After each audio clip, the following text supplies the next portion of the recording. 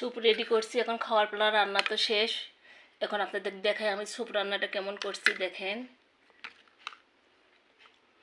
মাশাআল্লাহ, অনেক ভালো হয়েছে, আলহামদুলিল্লাহ। স্যুপ রান্না করব সেটা রেডি করে চুলে তুলে দিছি, দেখতেই পাচ্ছেন। আসসালামু আলাইকুম, সবাই কেমন আছেন? আমি ভালো আছি, আলহামদুলিল্লাহ। ছোট মাছ চচ্চড়ি করতেছি,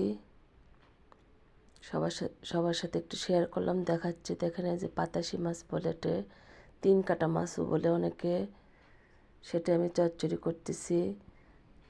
আর এই যে স্যুপের কাছে চলে আসলাম, স্যুপের কিন্তু ফেনা হয় অনেক, তুলে ফেলে দিতে হয়, সেটা কিন্তু আমি করে থাকি সুন্দরভাবে। সবাইকে দেখাচ্ছে, দেখেন অনেক ফেনা হয়, কিন্তু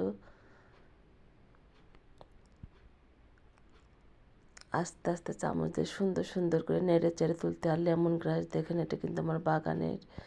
যখনই আমি স্যুপ রান্না করি, লেমন গ্রাস আমার বাগান থেকে তুলে নিয়ে এসে স্যুপ রান্না করি। আর সব সময়ের জন্য করে স্যুপ রান্না করতে গেলে কিন্তু হাই হিটে রান্না করতে হয়, সেটা আমি করে থাকি। আর কর্নফ্লাওয়ার আর সস রেখে দিছি আমি, যে স্যুপের মধ্যে দিয়ে দেবো, ওই জন্য করে।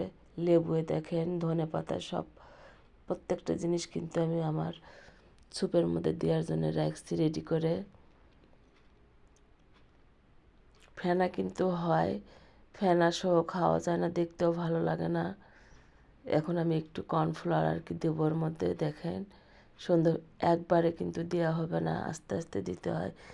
1 কাপের যেহেতু দেখলেন, ওই কাপটা কিন্তু 3-4 বারে আমি দিব, ঢেলে ঢেলে আস্তে আস্তে। আর নাড়াচাড়া করবো, অনবরত কিন্তু নাড়তে হয়।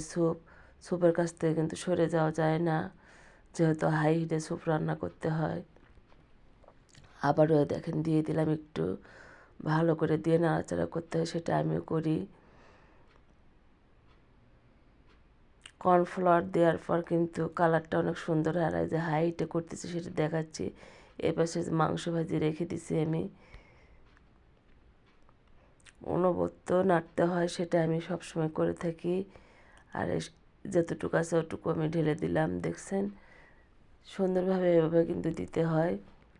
আমি কিন্তু রান্না শেখানোর জন্য রান্না দেখাই নে, কেউ কিছু মনে করবেন না। আমি যতটুকু পারি ততটুকুই শেয়ার করি সবার সাথে।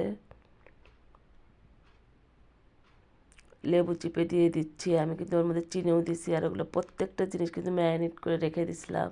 চিকেন স্টক দেওয়া লাগে, সেটাও কিন্তু আমি দিয়ে নিছি।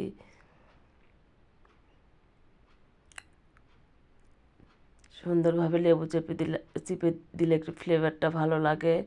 কিন্তু সবার লাস্টে কিন্তু আমি কাজটা করে থাকি, সেটাও করলাম।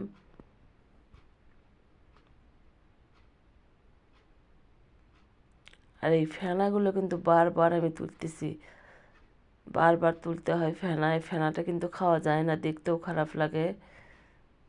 বারবার তুললে অনেক সময় পরে দেখা যায় যে ফেনাটা আর থাকে না।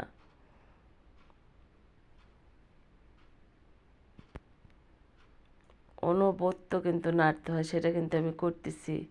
আর প্রথম